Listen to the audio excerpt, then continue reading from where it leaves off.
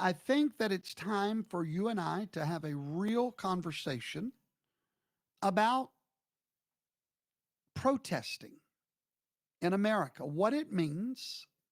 I want to start this class off tonight by teaching you the difference in the Constitution and chaos.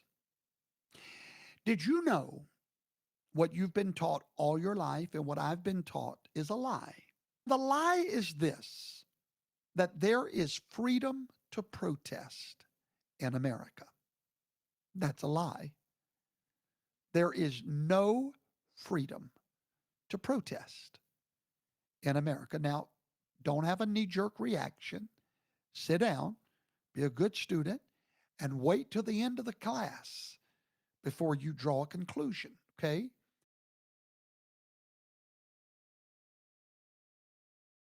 There is no right in the Bill of Rights to protest.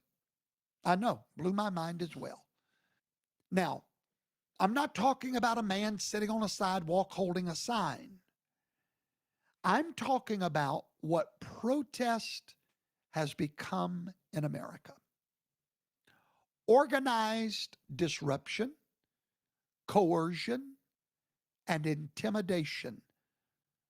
There is no civil right that protects intimidation or fear or coercion or interference. Where we got this from is from our fathers. So I want you to do this right now. Pull out your little pocket constitution and find where you as a citizen have a right to protest. I'll wait. Let me read to you what's actually in the Constitution. The actual words, not what your sociology professor told you, not what CNN claims, but the actual text. Congress shall make no law abridging the freedom of speech or of the press or the right of the people peacefully to assemble and to petition the government for a redress of grievances. That's it. You, as an American citizen, have a right to peacefully assemble. And your government must protect you when you're peacefully assembled. They cannot harm you. They cannot stop you. You have a right to gather some of your little quilting sisters together and y'all go hold signs on a sidewalk, public property, not private property, public property. You have a right to stand there peacefully and gather together and let your signs petition your cause to the government. I'd like for you to read that again. You have a right to peacefully assemble, not protest, not demonstrate, not express your rage in the streets, but to peacefully assemble. Now, words matter, my friends. The founders chose their words with surgical precision. They never said the right of the people to protest because they didn't mean protest. They meant exactly what they wrote. Because protest is an action word. Peacefully assembled is not.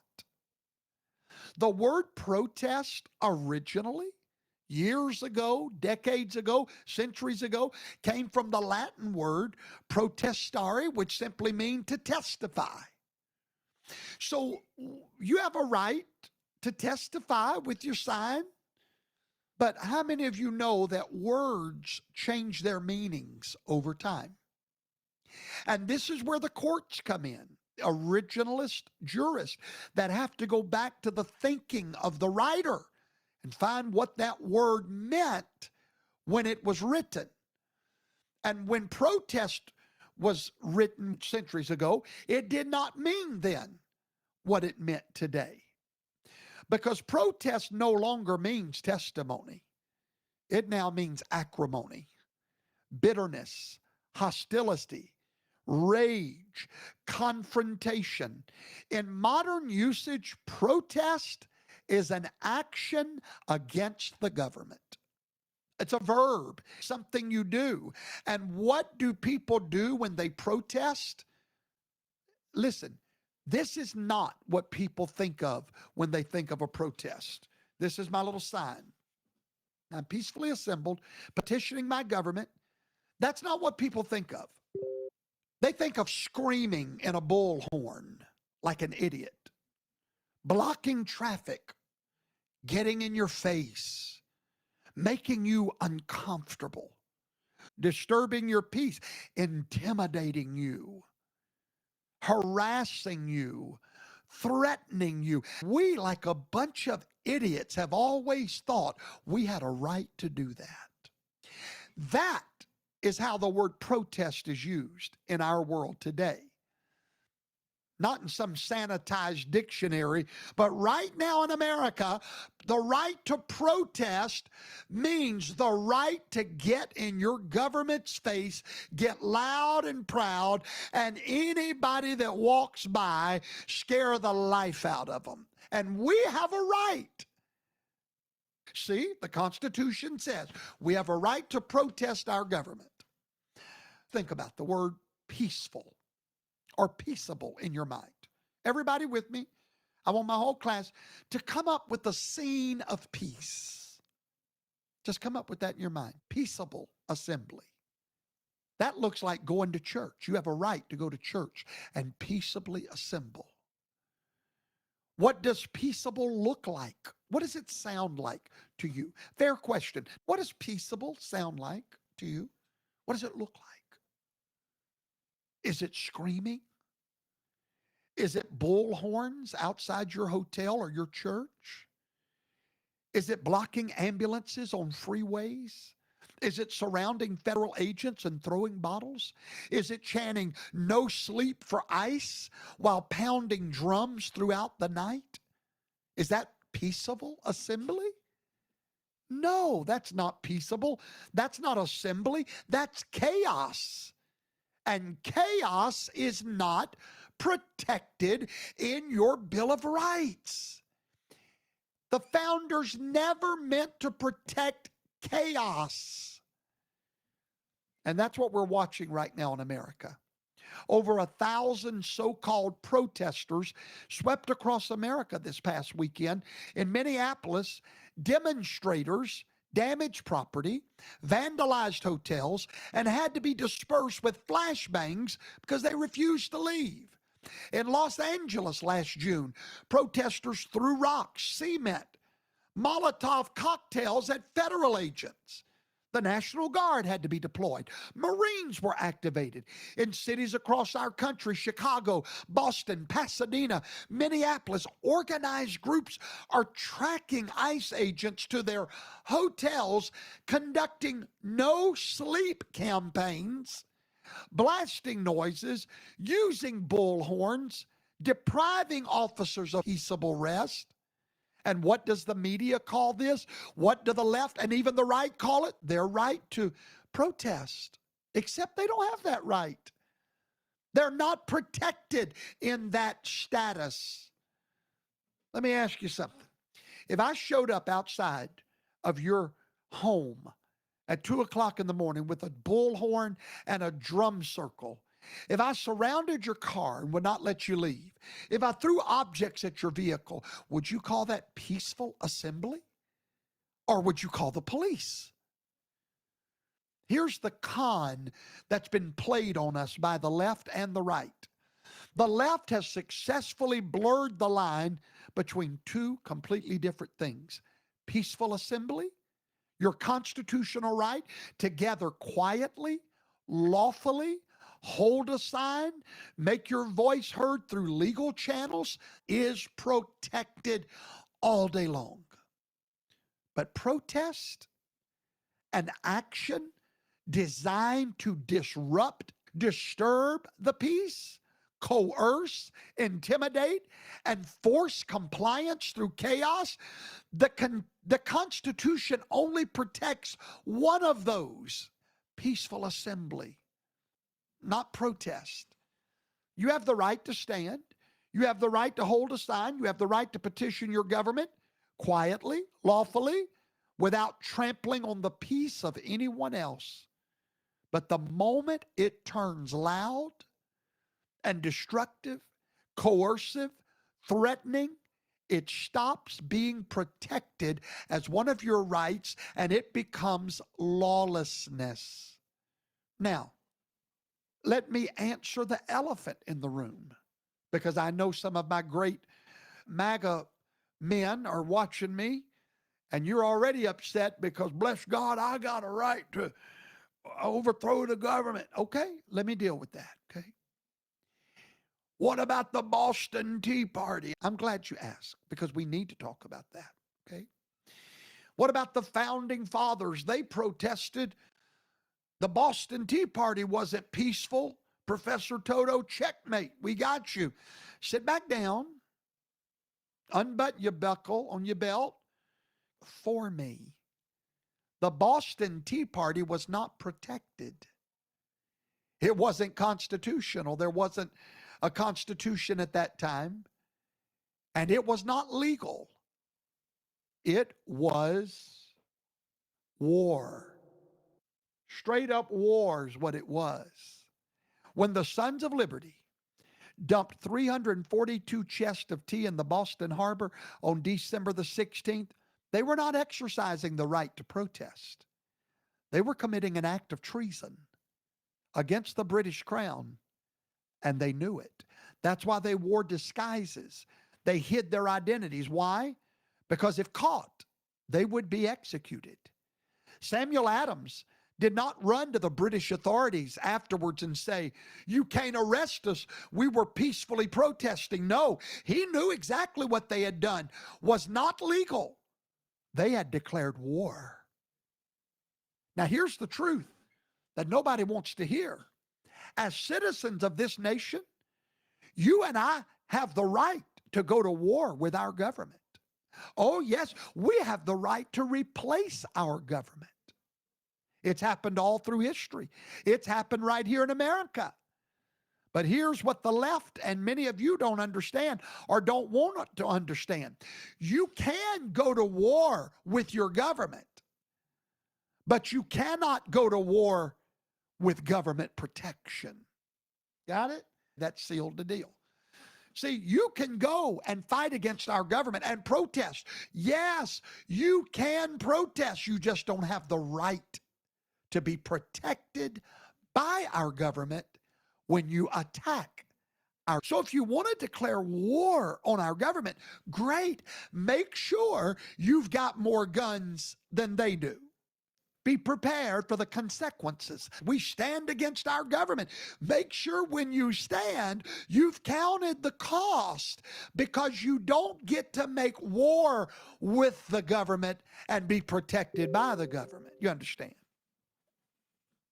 When you take up arms, which is what you're doing, when you're using vehicles as weapons, when you take up arms against your government, when you engage in destruction, intimidation, coercion, when you cross the line from citizen to combatant through violence, through organized resistance, through deliberate interference with lawful government operation, you are then declaring yourself an enemy of the government, and enemies do not get constitutional protection. They get return fire. Bam. It's what happened a few days ago to a mother of 3. She crossed the line of peaceful assembly and decided to ram a vehicle into our government. She found out the cost of that. We got to get out of this mindset that we're ungovernable. Ladies and gentlemen, you are a citizen with a sworn allegiance to the government of the United States of America. And as long as you abide by that allegiance, you will be protected by that government. The moment you go beyond what you're protected with is the moment return fire is coming, because you have declared war on our nation. The moment you assaulted a police officer, the moment you made another citizen uncomfortable and disturbed their peace, the moment you crossed the line from sanity to animalism, you lost your protection, and soon you will find out what that means. That's some crickets I'm hearing. It's what happens when you tell people the truth. Think about it. King George understood this. When the colonists, our forefathers, decided to resist, listen to me, and everybody listen carefully. I don't know where you got the idea that you have the right to resist our government. No, nobody else will tell you, but I'll have to. No one has the right to resist the government. The Bible tells us in the last days, men would despise human government. They hate it in the church. That's why nobody wants a pastor or a bishop or an apostle or a prophet or a teacher. We hate government. We don't want it in America anymore. That's the day we're living in. You listen to me. The moment you resist government, the Bible said the king bears the sword for a reason. And the moment you push against that sword, you're going to feel the consequences of it. You don't have a right to resist your government. You have a right to peacefully assemble and petition your government. When the colonists did it, they took direct action against their government. There is nobody watching me. I don't care how many guns you got in your house, or all your little militia friends down at the shooting club, how many guns y'all got. You ain't got what it takes to resist your government. And until you do, maybe you can go over to Russia and talk them into backing you up. But until such a time, you better shut up, sit down, and say, yes, sir. Because you're not who you think you are. You're a citizen. And you made a vow to defend this government, to obey it, to surrender to it, and to be part of it. So the young lady that was killed in Minnesota, totally her fault. And anyone that doesn't have the half of a brain to see that, move somewhere else, because you're a danger to our society. We don't hate government here. We respect it as long as it's legitimate, and we stand behind it. And if you're a Christian, the Bible demands you to obey your government, unless their laws go against the law of God. Then we obey God rather than man. But until then, the law that says don't go out and kill people, that's not against the law of God. Don't intimidate people, that's not against the law of God. So we obey those laws. King George, when he found out they resisted him, he didn't say, well, they've got the right to protest. Go let them dump the tea. They're just making their voice heard. It's their First Amendment right. They were subjects of the crown. You and I are subjects of the American government. You don't want to hear it because you got an animal that lives in you.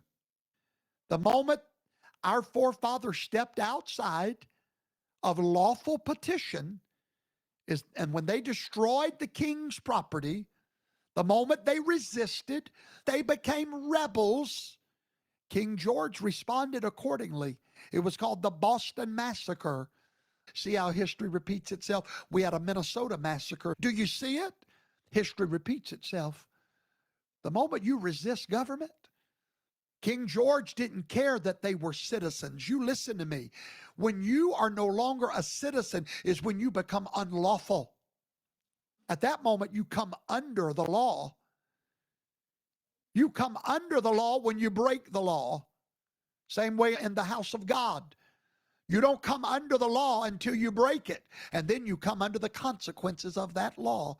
But if you'll be a good citizen of the kingdom of God, you'll never have to worry about the law because you'll be in obedience to it. Amen? King George said they've declared war. kill them all. Here's the hard truth that my fellow Americans need to hear. You need to submit yourself. Oh, yes. You need to sit down somewhere and go back to being a good citizen. Because I promise you, if you rise up against American government, you're going to face American heat. And you lose all your protections from a bullet the moment you turn into an animal. When you block federal agents from doing their job, you have stood up against the American government. When you surround vehicles and prevent movement, when you throw rocks at law enforcement, when you organize campaigns to deprive officers of sleep, when you use intimidation to resist lawful government action, you're not peacefully assembling. You're not exercising constitutional rights. You're encouraging insurrection. You're encouraging those things. You're declaring war on your own government. And war comes with consequences. Yes, you can go to war with your government. Yes, you can replace them. You just better have what it takes to do it. The founders understood this. They lived it. They signed the Declaration of Independence knowing full well they were no longer citizens of the crown. They no longer had the protections of the crown. They were now at war with the crown. And you know what? They won that bet. But if they would have lost, mine and your story would be the story of slaves. Benjamin Franklin famously said, "We must all hang together, or we most assuredly shall all hang separately." Listen to what he said. He said, we must all hang together, or else we'll all hang separately. They didn't have the delusion that their protest was constitutionally protected. They knew they were risking everything. What about January the 6th? So I might as well deal with January the 6th while we're at it. I'm going to tell you something personal. I was there. I woke up early that cold January morning. January the 6th happened because of this voice you're listening to. First in the nation to stir that flame was me, Professor Toto. I was there. I stood that day with hundreds of thousands of Americans who had gathered peaceably. All morning long, we stood together, singing patriotic songs, waving flags, listening to our president peaceably. I stood next to families with children, marching along peaceably. We were addressing our government about legitimate grievances. We were not there to overthrow a democracy or a republic. We were not there to storm anything. We were there because the process of law in an election had been violated. Rules for vote counting had been changed by governors, secretaries of state, not by the legislature as the Constitution required. Mail-in ballots were altered. Signature verification standards were abandoned. And we had every right to peaceably assemble and petition our government. That is exactly what the First Amendment protects. And that's exactly what we did. But here's what the media will never tell you. The vast majority of us never stepped foot on the Capitol ground. The overwhelming majority of us never got anywhere near the Capitol. We assembled. We listened to speeches. We stood in the cold. We exercised our constitutional right to peacefully assemble. And then a very, very small minority decided to do something else. They decided to attack the Capitol. They decided to fight with the police. They decided to cross the line from peaceful assembly into something else entirely. And what happened to them? Grave consequences. But do you know what did not happen to hundreds of thousands? There were no consequences. The government protected their right to peacefully assemble. And that's how it's supposed to work. The Constitution works. Peaceful assembly is protected. Attack on government has consequences. So here's my question to the left. If January 6th proves that protests are not protected when they turn violent, if those that attack the Capitol deserve prosecution, then why don't those same rules apply to your mob? Why do ICE protesters get to throw cocktails, call it free speech? Why does Antifa get to burn buildings and claim constitutional protection? You can't have it both ways. Either violence has consequences or it does not. Today's protesters want it both ways while hiding behind their rights and cry First Amendment. Let me tell you what you have the right to do. Gather peacefully, hold a sign, petition your government, write letters to your representatives, vote for candidates that share your values, speak your mind without government interference, assemble with others that share your concerns. You don't have a right to block traffic, surround vehicles, intimidate, harass individuals, deprive others of sleep, throw objects at law enforcement, destroy property, intimidate people. I've got personal experience with this. Lean in a little closer. I want to tell you a story. I want to tell you how bad I believed the lie that we have a right to protest. There's a federal law that I guarantee you don't know about because I didn't know about it. 2 years ago, protesters began to show up at our church. I cannot describe to you what it was like, but we have video saved. It was so intimidating to be screamed at on bullhorns while you're trying to walk into a place of worship. While you're trying to worship God, you have people harassing, calling your names out, and putting flyers on the windows of cars while people are trying to bring their children into church being screamed at. We have all the video. And I had gone to the police the day before to make them aware because we had heard they were coming. They'd come many times. I went to the police and I said, listen, I know it's their right to protest and nothing you can do. The captain said, that's right. Unless they come on the private property, which that's trespassing, which they did that, by the way, but we didn't report it. He said, but there's nothing we can do. I said, yes, sir. That's their right to protest. I'm sad that our local police department did not know the law, federal law, and neither did I. Because if I would have known it, I could have shown it to the police officer and protected our people that suffered, children that were traumatized, literally. And that's in their sworn affidavits that we have filed with the courts.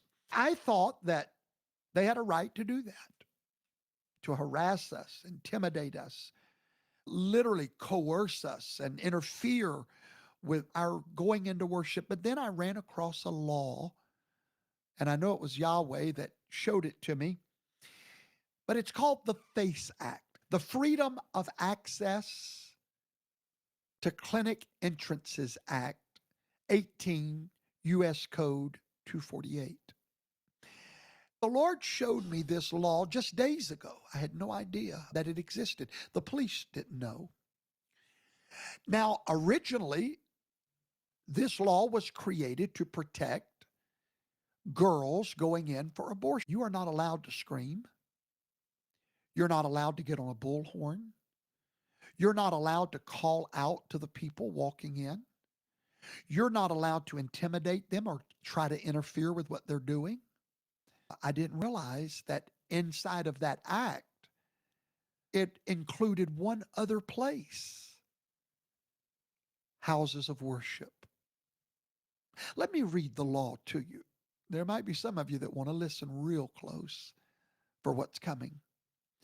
It says, whoever by force or threat of force or by physical obstruction intimidates or interferes or attempts to intimidate or interfere with any person lawfully exercising their First Amendment right of religious freedom at a house of religious worship shall be subject to federal criminal penalties. Oh, yes, we've got the videos. But on that day, I just thought it was their right to protest. I watched people in my church literally in tears, elderly people in my church being screamed at with a bullhorn, their names being called out, coercion, intimidation, interfering their First Amendment right to worship. Oh, it's fixing to get good around here. But they are subject to civil liability, which is in the works, but criminal penalties, which is in the works. Because the moment, now, as long as you were standing there with a sign, you're okay. But the moment you cross over in the FACE Act to intimidation, interference, obstruction of worship, going into a house of worship, that's no longer protected by the government. According to the FACE Act, you cannot do anything that would cause someone to even have to think twice about getting out of their car and going into worship. We have sworn testimony of people that were scared to get out of their cars. You've triggered federal law. When you show up with bullhorns, you're no longer protected. You're no longer peacefully assembled.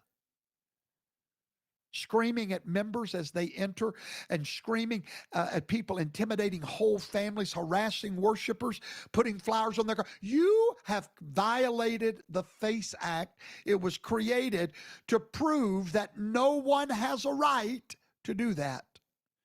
Now, I'm just a simple professor.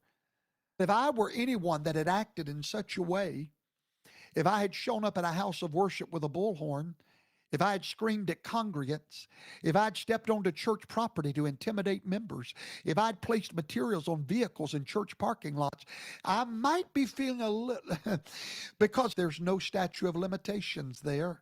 That's a federal law. And if you go read the record on the success rate of the FACE Act, about 98%. Just last year, the Department of Justice filed a FACE Act lawsuit against protesters who disrupted a synagogue in New Jersey. And the thing about our church, we're considered Israelites, so we also fall under anti-Semitic protection. First Liberty Institute filed a lawsuit against activists who stood outside the church in California with bullhorns, and every one of them woke up to the consequences. Why? Because there is no right to protest in America. No right at all is being threatened. When citizens are being harassed, you're now an enemy of the state. When law enforcement in our local town is trained to believe there's a right to protest, they fail to protect the rights that are actually guaranteed. The only one that has a right is the right of us that were assembling to worship in peaceful assembly. Our rights were violated. And when you're walking by a protest and they're calling out to you, intimidating you, they're violating your right of peaceful assembly. Every one of you have a right to be free from intimidation and harassment, especially at a place of religious worship, which is federal law. So what happens when police stand by and allow federal law to be violated on their watch? What happens when they're warned in advance and were present on the scene and did nothing? It's called negligence, failure to protect, a deliberate indifference to constitutional rights. And listen, I'm telling every one of you tonight, if you think you've got a right to protest, you do not. A free nation survives on peace, not performative rage, not organized chaos, but peace. The First Amendment guarantees you your right to make your voice heard through speech, the press, peaceful assembly, and petitioning your government. But it does not guarantee your right to shut down society until you get your way. It does not protect intimidation or shield you from destruction. It does not cover chaos dressed up as protest. The Constitution is a magnificent document. The Constitution versus chaos. It doesn't require a government to sit idly by while organized mobs engage in protest. It doesn't demand that law enforcement allow themselves to be surrounded, harassed, attacked, and deprived of sleep. It doesn't protect lawlessness. So the next time you see a screaming mob blocking a street, surrounding a federal agent, throwing bottles, and the media calls it a protest, remember that word does not appear in your Constitution. Peaceful assembly does. And what you're watching is not peaceful. It's not assembly. It's war, and it has consequences. Thank you tonight. I hope I've educated you just a little bit more. And don't go away. I'll be right back with a little bit of afterglow right after I play you one of the latest songs that I've written. You can't find it in a bottle. You can't find it in a pill. The joy I found on Calvary's. You can't find it in a club or a honky-tonk bar. You'll only find it on your knees. Turn back home, down that long road where you roam. The Father is away. Come back home, be baptized in His name. You'll only fail down a broken trail. You'll search high and low, you'll wander and roam, but at the end of the day, find the road that leads home. Turn back home from that long road where you roam. The Father is waiting. Be baptized in His name, nevermore to return back home from that long road where you roam. The Father is waiting. Be baptized.